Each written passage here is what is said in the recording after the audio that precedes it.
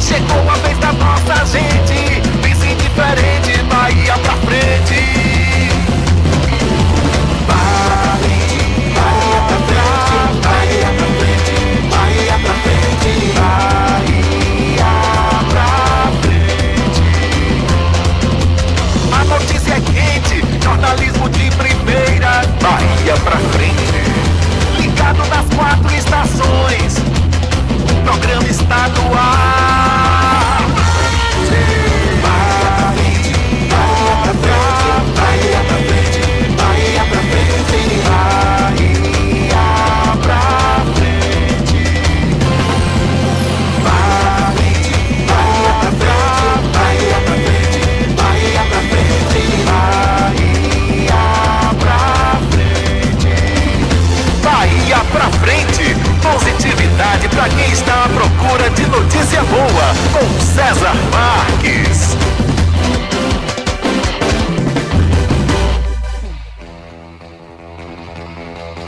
César Marques. Baiana FM, 20 horas e 16 minutos, segunda-feira. Muito bem, viu? Hoje é dia 24 de julho do ano de 2017. A partir de agora você está aqui na Baiana FM com E aí, doutora? Todas as segundas-feiras com a doutora Ana Paula de Moraes. Sem perda de tempo, a gente já vai dando boa noite para ela. Doutora Ana Paula, boa noite. É um prazer ter você aqui no Bahia pra Frente. Boa noite, Cezinha. Boa noite a todos os ouvintes da Baiana. É um prazer estar aqui e hoje o assunto é muito legal. Nós vamos falar sobre a reforma trabalhista, para todo mundo ter consciência de que ela não é tão louca assim como o pessoal está achando, que vai tirar direito de empregado. E para isso eu trouxe aqui como convidado o Dr. Celso Moraes, especialista em direito do trabalho, e vai contar tudo para a gente aí sobre a reforma e explicar direitinho para os nossos ouvintes tudo que eles precisam saber. Boa noite, Celso. Seja bem-vindo. Boa noite, doutora. Boa noite, César. É um prazer estar aqui com vocês e poder compartilhar um pouquinho do conhecimento que a gente tem sobre o assunto com os nossos telespectadores. Boa noite. Muito boa noite, doutor. É um prazer ter o senhor aqui na Baiana FM. Doutora Ana Paula de Moraes já é nossa sócia aqui todas as segundas-feiras. E você pode participar, viu? Você pode mandar a sua mensagem através do nosso WhatsApp no 99676-9064. Você pode mandar a sua mensagem de voz ou sua mensagem de texto. Ou então, aqui pelo meu WhatsApp, cai direto aqui no estúdio no 99632-7761. A gente está aqui para responder e tirar todas as suas dúvidas, principalmente nesse momento aí que o país vem vivendo, né? Está vivendo um momento reformista. Eu queria começar o programa de hoje.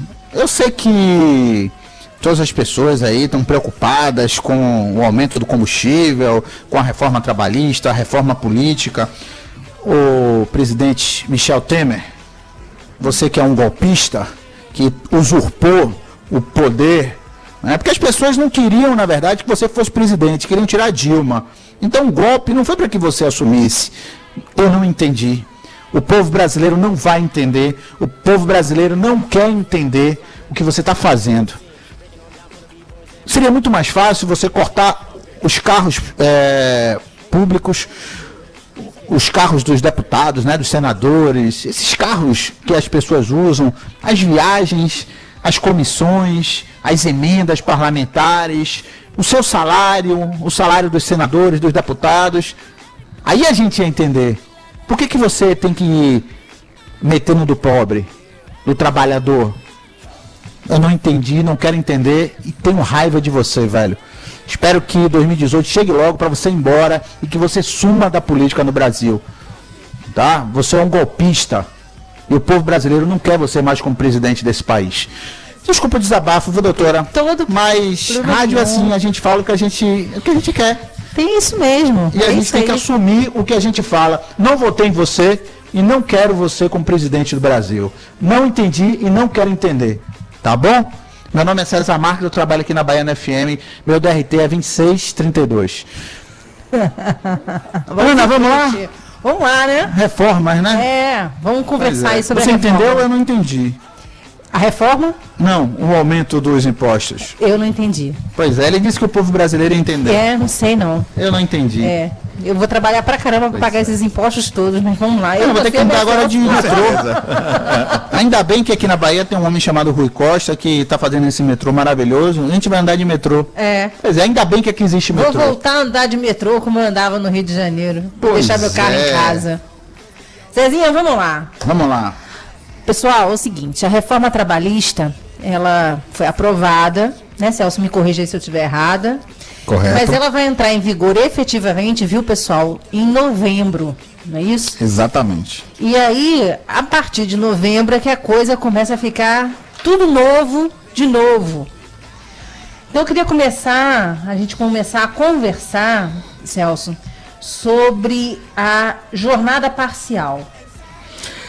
Me explica aí um pouquinho para os ouvintes o que mudou, como é que era e como é que vai ficar agora, para o pessoal poder entender que não é esse bicho de 7 cabeças. Exatamente. Com relação à jornada parcial, antes a legislação estabelecia que o limite de horas era de 25.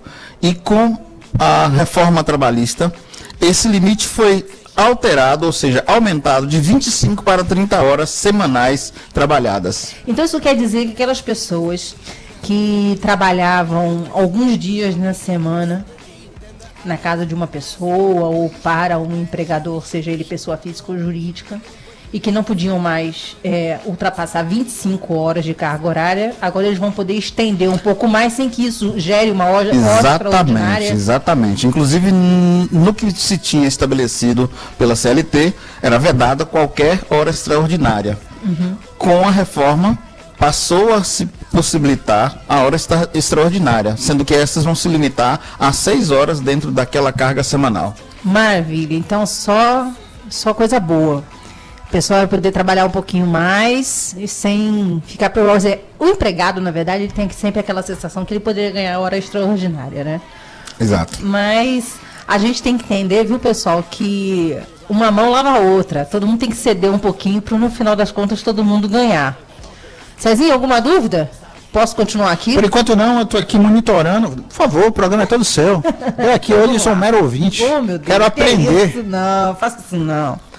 Vamos lá. Tô eu e Léo ali aqui, a gente hoje está como espectador privilegiado. Tá ótimo, então. Bom, vamos dar continuidade. Pessoal, falando um pouquinho agora de banco de horas. A gente sabe que o pessoal que trabalha em empresa, né, Celso, que tem na sua convenção inserido a questão do banco de horas, porque nem toda empresa, o sindicato inseriu na convenção o banco de horas. Até então, ele teria que gozar esse banco até o final do ano, e se não gozasse, ele não teria nenhum benefício, vamos dizer assim, financeiro, por não ter conseguido gozar o que lhe era devido, né? Vamos dizer assim. Exatamente. Não A é? principal mudança nesse aspecto aí, relacionado ao banco de horas, é que antes esse banco de horas só podia ser acordado por meio de acordo ou convenção coletiva. E agora? A partir de agora, o próprio empregado poderá negociar diretamente com o empregador essa realização do banco de horas. E pegando aquele ponto que você mencionou, o que é interessante é que esse banco de horas antes, ele se esgotaria em até 12 meses. E agora ele deverá se encerrar em até 6 meses. O que é o diferencial aí? É que, não havendo a compensação dessas horas que estavam contidas no banco de horas, elas poderão ser pagas ao empregado desde que acrescidas de 50%. Então, em tese, a mesma aplicabilidade de multa daquela questão de quando você não recebe as suas verbas trabalhistas certinhas, você tem aquelas penalidades, né? O que ocorre Exatamente. O que ocorre é que a legislação, por via da reforma trabalhista, permitiu que nesse quesito do banco de horas, aquelas horas que não forem gozadas dentro daquele prazo pré-estabelecido, como eu disse anteriormente, antes de 12 meses e agora de no máximo 6 meses, elas poderão ser gozadas, seja por via das férias, um acréscimo de 2, 3, 4 dias, a depender do número de horas que tivesse disponível para aquele empregado, elas poderão ser acrescidas nessas férias ou numa folga de um feriado prolongado, por exemplo, mas não acontecendo essa compensação, ou seja, o gozo desses dias que ele tinha direito por via do banco de horas, elas poderão ser pagas ao final, desde que acrescidas desses 50%. Eu não chamaria propriamente de multa os 50%, mas é um acréscimo tal qual aquele que se utiliza na questão das horas extras. Agora me tire uma dúvida. A pessoa que vai sair para ter neném e que porventura tenha essas horas extraordinárias dentro do seu banco de horas, ela pode acrescentar essas horas extraordinárias do banco quando ela sair para ter o seu neném? Porque geralmente o pessoal faz esse cálculo, né? Não, eu vou ter o neném, vou tirar minhas férias que já estão acumuladas, e aí ela vai poder também acrescer as horas do banco de horas, que daqui a pouco a pessoa vai ficar mais de um ano fora da empresa. Poderão sim, ser acrescidas aos dias em que se complementarão naquele período em que, vamos imaginar, uma licença maternidade, 120 dias, mais 30 dias de férias, e ela tem lá, vamos imaginar, um número fictício de mais 30, 50, 100 horas. Sim. Estas horas poderão sim serem acrescidas àquele período que se completará ao término das férias, ou seja, os dias da licença maternidade, mais os dias das férias, acrescentados mais os dias relativos àquela quantidade de horas que a pessoa detinha no seu banco de horas. Agora eu vou perguntar se você tem esse mesmo entendimento. E para o pai, que vai ter aquela saidinha, vamos dizer assim, para poder acompanhar a esposa, e tem aqueles dias, né, que depois que ele é papai, exatamente, são 3 dias, se não me falha a memória, ele pode ficar em casa, né? Exato, mas a mudança trouxe também uma possibilidade de não se distinguir mais essa questão relacionada ao sexo. Então vamos imaginar uma hipótese aqui em que aquele pai, advindo de uma relação homoafetiva, por exemplo, que precisará de atribuir àquela criança, vamos imaginar o cenário de uma adoção, ele poderá gozar desse período de licença paternidade, acrescido dessas horas que ele eventualmente possui lá no seu banco de horas. Isso é uma maravilha, para um ganho absurdo para a pessoa. Digamos que sim, porque primeiro que antes ele estava vedado aqueles 3 únicos dias. Uhum. Segundo que ele agora poderá fazer uso disso na sua licença ou naquele afastamento decorrente da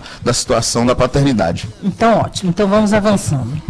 A questão do parcelamento das férias. Pessoal, até então, as férias ela pode ser dividida em 20 dias, depois de 10 dias.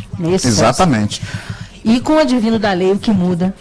Muda especificamente que antes você tinha na legislação antiga essa questão que você colocou como sendo passível de dividir as férias em 2 períodos, sendo que um desses períodos não podia ser inferior a 20 dias. Sim. Com a entrada em vigor da reforma trabalhista, aquele período que antes poderia ser dividido em apenas 2 períodos, poderá ser dividido agora em até 3 períodos. Ocorre que, destes 3 períodos, um deles, obrigatoriamente, terá que ser constituído de 14 dias consecutivos, ou seja, ininterruptos.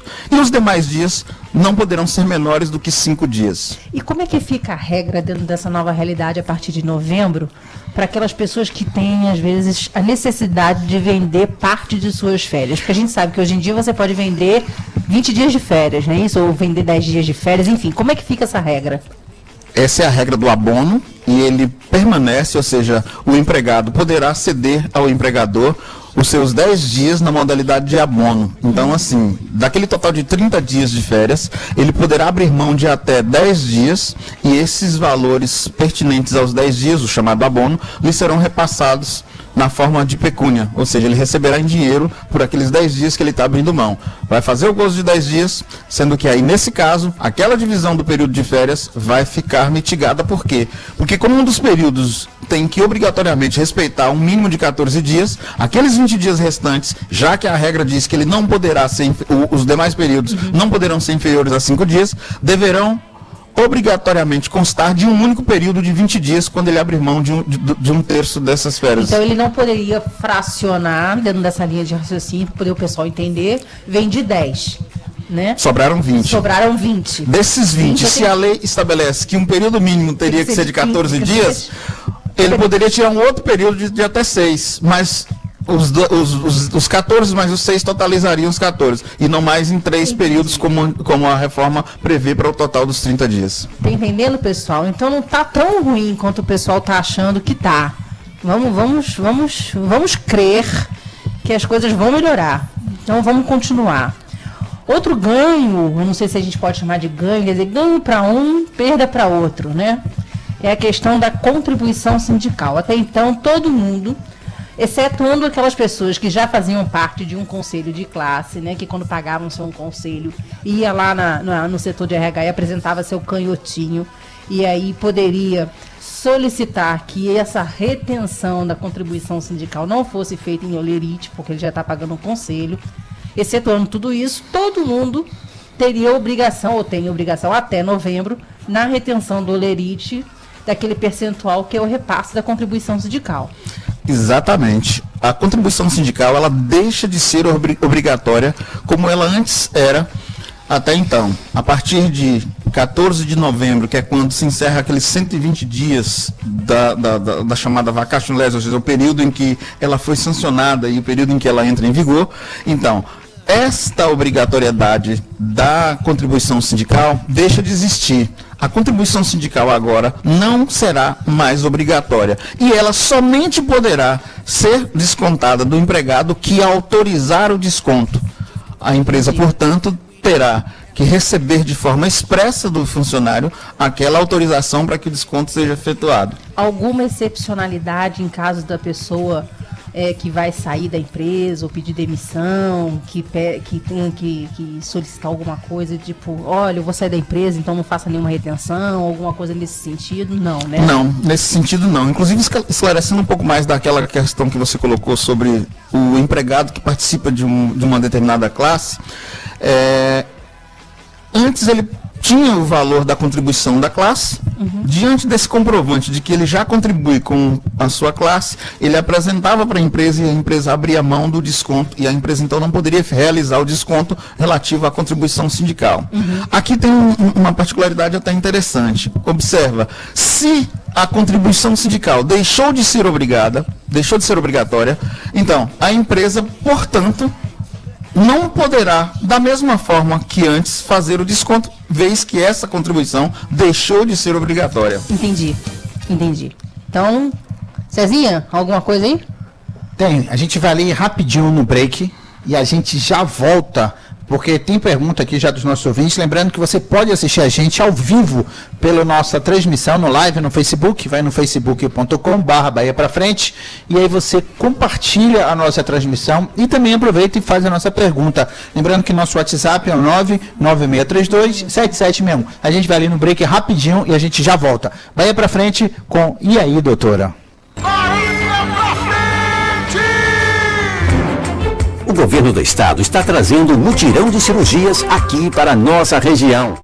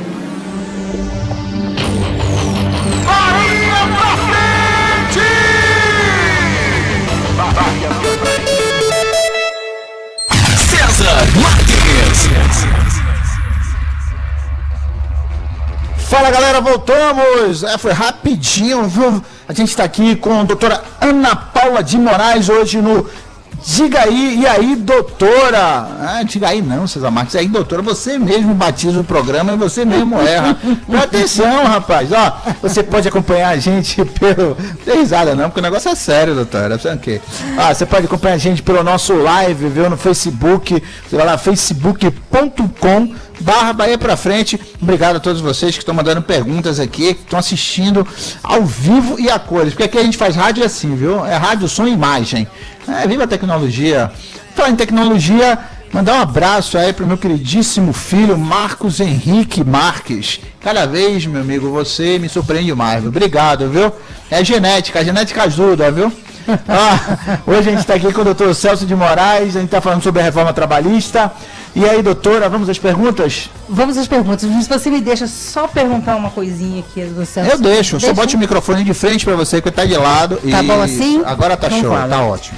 Celso, me diga uma coisa. Dentro do contexto da Justiça do Trabalho, essa reforma teve algum impacto? Nos conte aí se teve, quais foram. A reforma, como a mídia tem noticiado, ela trouxe impactos considerados relevantes. De um lado, você tem uma corrente que entende que ela está suprimindo direitos adquiridos. De um outro lado, você tem uma corrente que entende que há necessidade do país avançar, há uma necessidade do país crescer, há uma necessidade do país aumentar a produtividade. Eu faço parte dessa.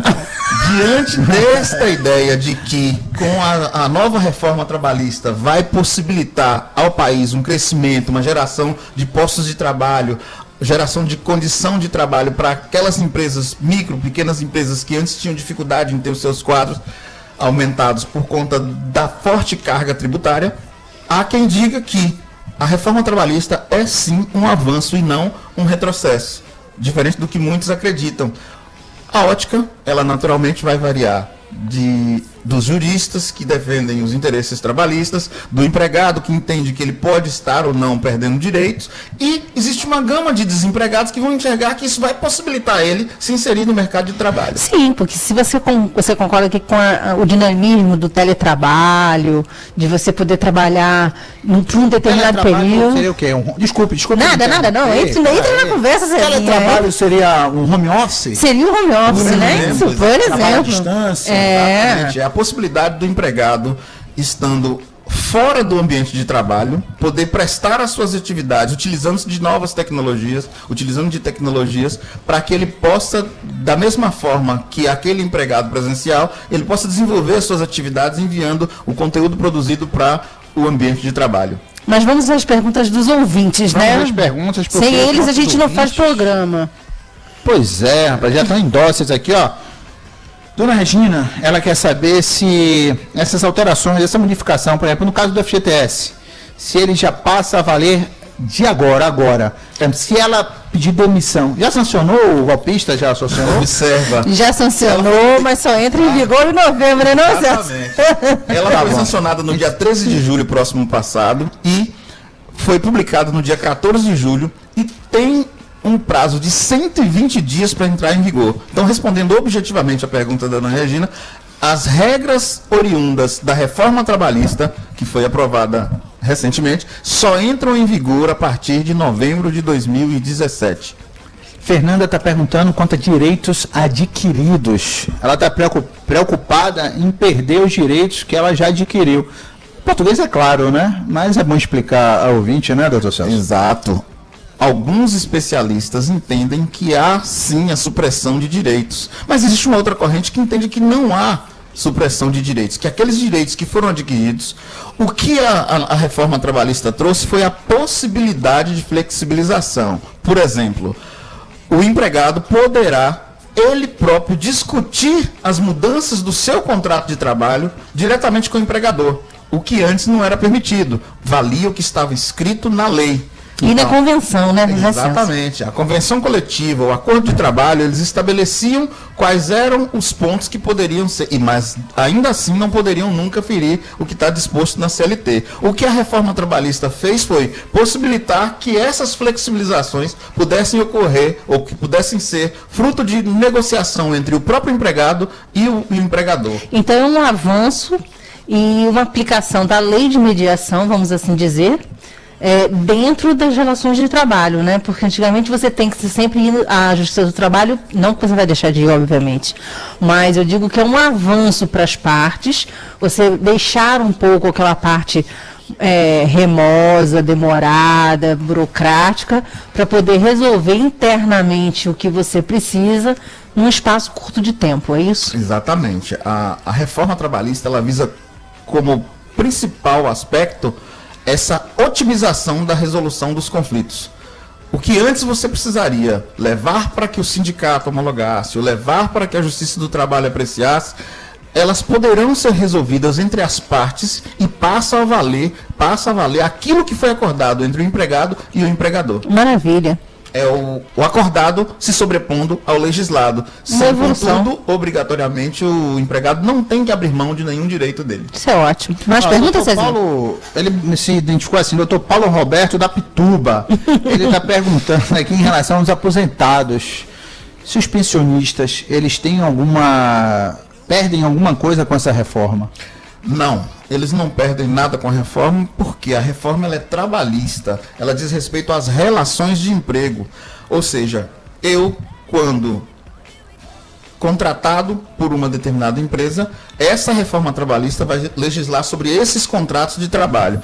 O aposentado e o pensionista, ele vai tratar de uma legislação própria, portanto, ele não perde nada com a reforma. É o mesmo caso, então, das empregadas domésticas, como a gente estava comentando antes do programa ir pro ar, né? As empregadas domésticas também Porque já tem pergunta, inclusive, das empregadas. Então, vamos lá. As queridíssimas aqui, as diaristas, as... Vamos atender a elas, né, Cezinha?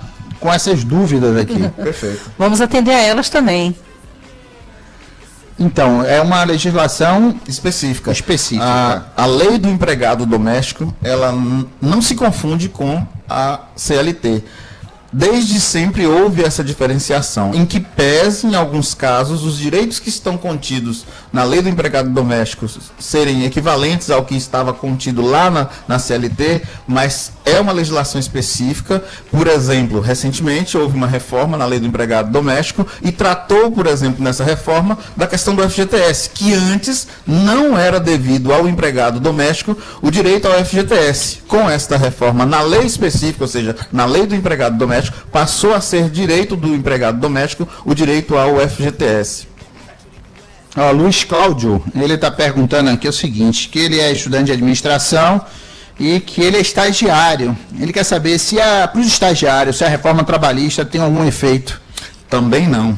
O estagiário, ele também é regido por uma lei do estágio. Então, essa lei do estágio trata das questões pertinentes ao estágio e não se confunde com o contrato de trabalho efetivamente que é regido pela CLT. A reforma trabalhista, ela trata das questões relacionadas à CLT, consolidação das leis do trabalho, mas não toca nas questões pertinentes ao estágio. A lei do estágio permanece incólume. Jussara está perguntando aqui em relação aos bancários, né? Se existe alguma... Por exemplo, no caso dela, ela sofre de LER, para essas que não são pensionistas, mas que, de alguma forma, estão sendo beneficiárias da Previdência. Perfeito. Essa pergunta é bem interessante, porque na situação dos bancários, estes sim estão abarcados pela CLT.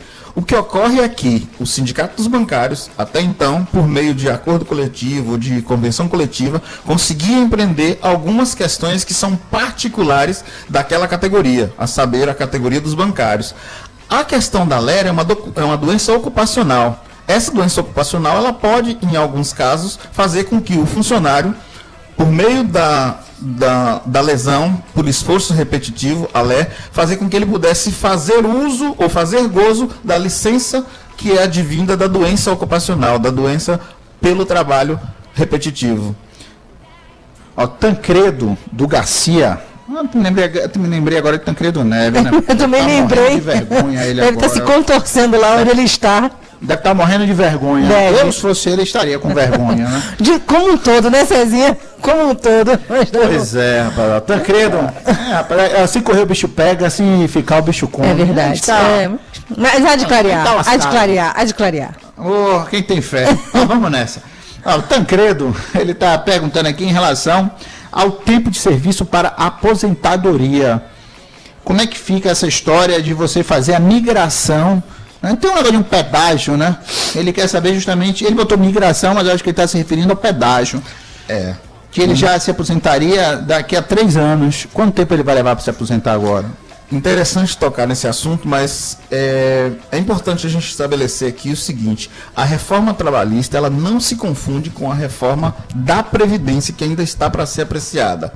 O governo já conseguiu avançar no quesito da reforma trabalhista e um dos projetos que estão para serem votados é exatamente o da reforma previdenciária. Então, neste caso, essas questões com relação ao prazo de aposentadoria, tempo de contribuição de trabalho, essas questões ainda serão apreciadas por meio da reforma da Previdência Social. Deixa eu te fazer uma pergunta.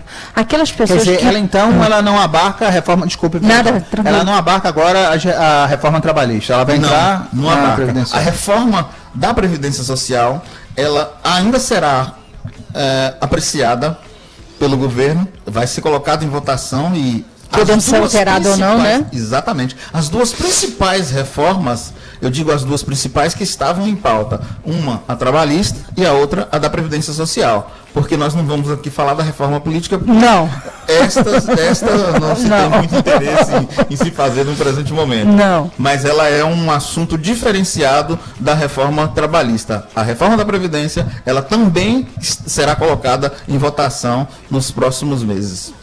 Eu queria só fazer uma pergunta seguinte: por que tem um pessoal dentro das empresas que possui a fatídica estabilidade sindical ou a estabilidade da CIPA? Né, César? Pois é, e tem depois aqui uma pergunta interessante. A gente tem muitos ouvintes novos, nossos que são novos, que são jovens. Então pergunte aí, que Celso fica com essa na cabeça, na hora que der ele encaixa aí. Não, e tem uns que são atletas aqui profissionais, eles querem saber para os atletas profissionais como é que fica, se a reforma trabalhista também é regida pela CLT.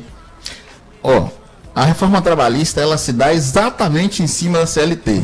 Ela mudou artigos, há quem diga que foram mais de 100 alterações que foram propostas e aprovadas e que foram... Mas ela já tem, por exemplo, uma lei específica como a Lei Pelé? Aí é que tá. Se esta relação de trabalho ela é regida pela CLT, as reformas irão se aplicar. Se este contrato de trabalho, por sua vez, não diz respeito às regras da CLT, mas sim a uma legislação própria, aí terá que ser observada, por exemplo, a Lei Pelé, que é quem rege os principais contratos. Se o molde da contratação do atleta foi por via da CLT, a reforma trabalhista irá ser aplicada para esse contrato de trabalho. Se esse contrato não foi um contrato nos termos da CLT, aí sim serão aplicadas aquelas regras pertinentes a, por exemplo, a Lei Pelé. Porque lá na Lei Pelé, quando você faz o contrato de trabalho, me corrija, Celso, ele diz lá que o dono do clube, ou agenciador, enfim, ele vai criar uma série de obrigações para o atleta, cumprimento de horário, passar com um tratamento por profissionais especializados, para ele chegar num alto grau de desenvolvimento e tal. Então, assim, tem que ver direitinho no contrato de que maneira foi descrita essas cláusulas, né, Celso? Exatamente. Para saber exatamente por onde ele vai se socorrer. Um ponto interessante aí nesta questão que foi colocada é que antes as relações de trabalho eram regidas pela pessoalidade, pela onerosidade, pela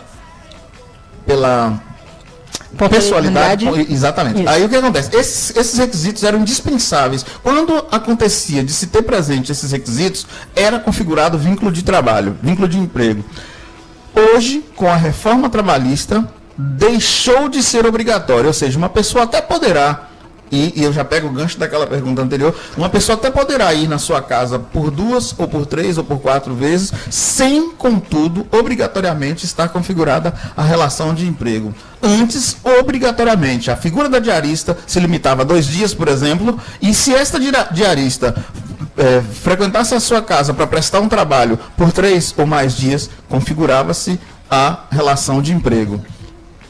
Você está perguntando? Porque tem pergunta aqui de Jéssica. Vai lá. A Jéssica está perguntando aqui para você, doutor Celso, o seguinte, que o marido dela trabalha à noite, num regime de, acho que ele deve ser guarda noturno, não sei, então, se é um regime especial. Ela quer saber se vai mudar alguma coisa em relação a esse pessoal que deve ter periculosidade, né, insalubridade, essas questões. O fato dele trabalhar à noite traz para si aquela jornada que compreende entre 22 horas e 5 da manhã, a necessidade de um chamado adicional noturno. Ele sendo, por exemplo, vigilante, se iniciar o trabalho dele às 18, das 18 às 22 horas, ele tem um salário estabelecido num montante. Das 22 horas às 5 da manhã, aquele salário deverá ser acrescido de 30%, que é o percentual do adicional noturno. A questão da insalubridade é um pouquinho diferente disso, porque o local insalubre é aquele que representa algum dano à saúde, mas né? No caso das mulheres, isso aconteceu nas grávidas. Sim, esse tema é extremamente interessante, e a regra que existia antes da reforma é de que aquela gestante ou aquela lactante, ela não poderia, em hipótese alguma, laborar num local insalubre. A nova reforma, a reforma trouxe para a CLT uma modificação, ou seja, a insalubridade, quando medida em grau máximo, ela não poderá, aquela gestante ou aquela lactante, não poderá laborar num ambiente com grau máximo de insalubridade. Porém, a reforma trabalhista possibilita que, quando o grau for pequeno, baixo ou médio, nessas duas circunstâncias, desde que é permitido, no caso, que ela consiga trabalhar naquele ambiente. A exceção para essa regra é quando o médico que acompanha aquela gestante ou aquela lactante, por via de um atestado, estabelecer que ela não poderá trabalhar nesse local de baixa ou média insalubridade.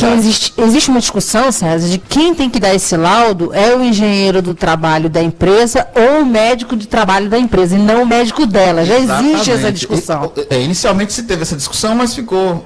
já pacificado. Ficou estabelecido que o médico pessoal que acompanha a gestante ou que acompanha a lactante, ele poderá sim emitir o atestado ou laudo, dizendo que ela não tem condições de trabalhar naquela insalubridade, ainda que baixa ou média. Entendi. Mais perguntas, Cezinha? Ela botou aqui, ó, uma ouvinte nossa botou, a Geni, claro que ninguém vai querer pagar essa grana. Que grana, Geni, pelo amor de Deus. Me tire de BO, me tire de problema, eu não tenho nada com isso. Eu não tenho, o doutor Celso não tem, doutora Ana não tem, pelo amor de Deus. Ela deve estar falando sobre a grana que os sindicatos antes cobravam de forma obrigatória. Ela está dizendo o seguinte, que sendo dado ao empregado a opção de escolher por pagar ou não pagar, ele vai optar por não pagar essa grana. Ocorre que a força dos sindicatos ainda é extremamente importante em alguns setores. Por exemplo, se eu entender que esta minha possibilidade de negociar diretamente com o meu empregador, se eu entendo que eu sou parte hipossuficiente e que eu preciso da ajuda do sindicato, eu vou poder recorrer ao sindicato. Porém, se eu não recolher a minha contribuição para o sindicato não vai lhe representar. A questão é exatamente essa aí. Algumas pessoas ainda irão concordar com a retenção da contribuição sindical para sentirem-se seguras, né? Protegidos, seguros pela proteção do sindicato.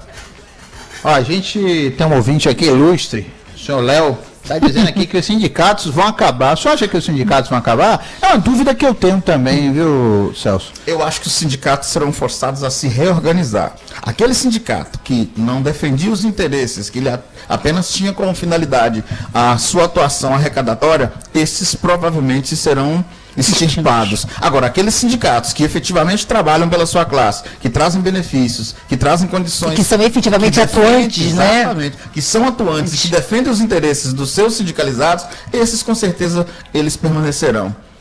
A contribuição, ela passa a ser obrigatória? Ela continua sendo obrigatória ou ela passa a ser facultativa? Ela deixou de ser obrigatória e passa a ser facultativa. A partir de novembro. Exatamente. O empregado poderá a partir do momento em que a lei entrar em vigor, né? Ele vai poder fazer a opção pelo não desconto. Ele optando por não descontar, a empresa não poderá descontar e fazer o repasse disso para o sindicato. Pois é, a gente está chegando ao final do programa. Já? Já, passa não acredito. rápido. Quando é bom, passa rápido. Deixa eu só fazer uma pergunta, então. Você assistia a aula de química, física, matemática, demorava de passar, né? Mas quando é bom, passava rapidinho. Eu só queria perguntar a Celso o seguinte, porque é uma coisa que interessa, porque vai pro bolso daquela pessoa que tem um processo trabalhista correndo nos seus trabalhos. Doutor Celso, e o fatídico depósito recursal? Pois é. Conte pra gente como é que vai ficar essa situação. O depósito recursal, ele continua sendo obrigatório, mas passa a ser dispensado para aquele caso das empresas que tiverem recuperação judicial. Eu vou apenas finalizar aqui com uma pergunta que a senhora tinha feito minutos atrás e que não foi possível responder, que é aquela questão da representação dos trabalhadores. As empresas que contam com 200 trabalhadores até 3.000 trabalhadores, elas poderão instituir uma comissão que irá representar esses trabalhadores dentro da própria empresa. De 200 até 3.000 trabalhadores, 3 representantes. De 3.000 a 5.000 trabalhadores na empresa, 5 representantes. E para aqueles casos em que a empresa possui mais de 5 trabalhadores, 5.000 empregados, ela poderá ter a representação dos funcionários com 7 membros. Isso quer dizer, o Jackson... Jackson. Acabando, eu queria... Vai, Jackson. Vamos responder a Jackson. Está perguntando aqui em relação aos empregadores. O senhor está falando muito dos empregados. O que muda para os empregadores, para o outro lado? A regra ela pode ser vista como bilateral. Trata-se de uma relação de emprego, uma relação de trabalho, ou seja, de um lado está a figura do empregado, do outro lado está a figura do empregador. Óbvio que a reforma trabalhista, nos moldes em que ela foi proposta e nos moldes em que ela foi aprovada, tende a beneficiar, de certa forma, e é por isso que alguns entendem que está havendo a supressão de direitos do empregado, tendem a beneficiar, nesse primeiro momento, os empregadores. Mas o intuito pela qual o governo sancionou essa reforma trabalhista é para possibilitar que haja uma maior possibilidade de colocação de postos de trabalho no mercado, reduzindo, portanto, os números do desemprego. Quer ver uma situação para a gente fechar com chave de ouro? Pessoal de agência de marketing que faz evento tinha um problema danado para contratar o pessoal para trabalhos sazonais. Agora pode contratar. Agora pode contratar, né? Ou por diário, ou por pacote, né, Celso? De 90 dias, prorrogado por mais 90. Dá uma pincelada nisso aí. Aqui da Renilda. Ela está perguntando justamente isso. O tempo de experiência continua como 90 dias ou acaba? O tempo de experiência continua. O que ocorre é o seguinte: se você trabalha numa empresa durante 90 dias ou mais, se você foi dispensado, ou se você pediu desligamento e retornar para essa empresa, ela não poderá exigir de você mais aquela experiência de 90 dias. E o prazo, você fica caracterizado continuidade do contrato de trabalho, porque até então, se você for desligado e voltar uma semana depois, tem aquela 80 dias, é a chamada quarentena. Isso. A necessidade de que você não possa ser contratado em uma função similar, com salário, né? Exatamente, com salário menor, num prazo menor do que 180 dias. A quarentena é de 180 dias para esses casos. E uma atenção, viu, pessoal que está nos ouvindo? O pessoal que vai trabalhar por teletrabalho ou fatídico home office, como a gente gosta de dizer, se aquela função que você vai exercer em casa, você vai ter que perceber de salário a mesma coisa que o empregado que fica interno na empresa que desenvolve a mesma função. Entenda? Ana, você acha que o número de home office, quer dizer, do trabalho em casa, né? Você acha que vai aumentar com essa reforma? Eu acho, porque tem muita gente desempregada. Empresa, né? Diminui o custo da empresa, é menos papel, é menos luz, é menos copinho de água, é menos energia. E outra, quem ganha é quem está trabalhando pelo teletrabalho. Não sei se o Celso concorda comigo, porque veja bem, a CLT já lhe permite que você trabalhe em dois lugares, desde que não haja uma incompatibilidade de horário. Então, você pode ter 2 contratos de carteira assinada. Vamos dizer que, além dos 2 contratos de carteira assinada, você também tem uma empresa, seja sócio, sei lá, de alguma coisa, né, numa empresa. Você pode ser contratado por um pacote de horas por essa empresa para prestar um determinado serviço, desde que aquilo não vá atrapalhar no desenvolvimento de suas atividades como home office. Porque não é que você vai trabalhar em casa que você não vai ter apresentação da sua carga, da sua meta, das suas atividades. Você vai ter que ir um dia na empresa dizer, olha, eu não estou de biquíni em casa, nem estou na praia não, estou trabalhando mesmo, viu? Não, Celso? Bom, a maneira com que será medida essa produção é que talvez seja o diferencial disso. Esse contrato intermitente, ele vai passar a ser muito explorado pelas empresas. O que é contrato intermitente? Imagina a figura de um garçom. Ele pode trabalhar para, como a doutora Ana Paula colocou, ele pode ir a trabalhar para mais de uma empresa, sendo que ele antes teria que ser registrado por uma empresa e ao final desse período em que a empresa tem uma maior... Esse registro é na carteira de trabalho? Na carteira de trabalho, seguindo as regras. Ele pode ter, por exemplo, trabalhar para mais de uma empresa e estar registrado na carteira de trabalho. Exatamente. Ele vai poder ter mais do que um trabalho, ele vai poder trabalhar por para empresas diversas, respeitando aquela compatibilidade. Carga horária. Exatamente. Ao final dessa relação de trabalho é feita uma rescisão daquele período, ele terá direito às férias, um texto sobre férias, terá direito àqueles direitos que ele teria nos moldes comuns. O mais importante é que o salário deste empregado terá que ser obrigatoriamente igual ao salário de um outro empregado fixo daquela empresa, daquele empregador. Infelizmente acabou. Tem muita gente aqui pedindo que você volte. Celso vai voltar, gente. Ricardo pediu, Luiz pediu, Luciana, deixa eu ver, Sônia pediu. Ficaram muitas perguntas sem responder. Então eu queria convidar você que voltasse aqui, porque é um tema abrangente e outras reformas virão, né? Oh, meu Deus! A própria reforma, ela tem ainda vários outros pontos que podem ser trazidos aqui, que são pontos considerados importantes. Pronto. Eu fico muito agradecido de saber que as pessoas ainda têm curiosidades para serem satisfeitas, porque isso pode ser tema de um próximo... Lógico, já está combinadíssimo. Aí a gente traz o doutor Celso e vai direto para as perguntas, o pessoal já fica sabendo. A gente conversou hoje com o doutor Celso de Moraes, falando sobre a reforma trabalhista, no E aí, doutora, com a doutora Ana Paula de Moraes. Obrigado, muito obrigado mesmo a presença de vocês dois aqui, foi fantástico. Lembrando que o nosso programa não acaba quando termina, ele fica na internet, vai para o YouTube, você pode ir lá na nossa página no Bahia Press, também vai estar no site Bahia Press disponível. E se você tiver alguma pergunta, manda para o nosso WhatsApp no 996327761, que a gente encaminha para o Dr. Celso de Moraes.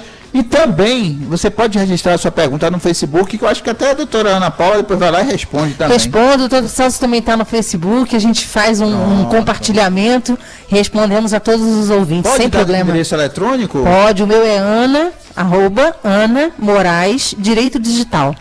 Anotaram? Ana Moraes, Direito Digital. E o seu, Celso? O meu é Celso, @moraisesilva.adv.br. Que beleza, a gente vai ficando por aqui. Lembrando que a doutora Ana Paula de Moraes, em breve, vai vir com um projeto, né, para você que está ouvindo a gente, para você que não tem condições de pagar um advogado, aquele medalhão, né? O medalhão, como é que chama? Você é um medalhão. Como é que chama aquele negócio mesmo? Olha, vou falar para os ouvintes. Os honorários. Então, os honorários advocatícios são altíssimos, né?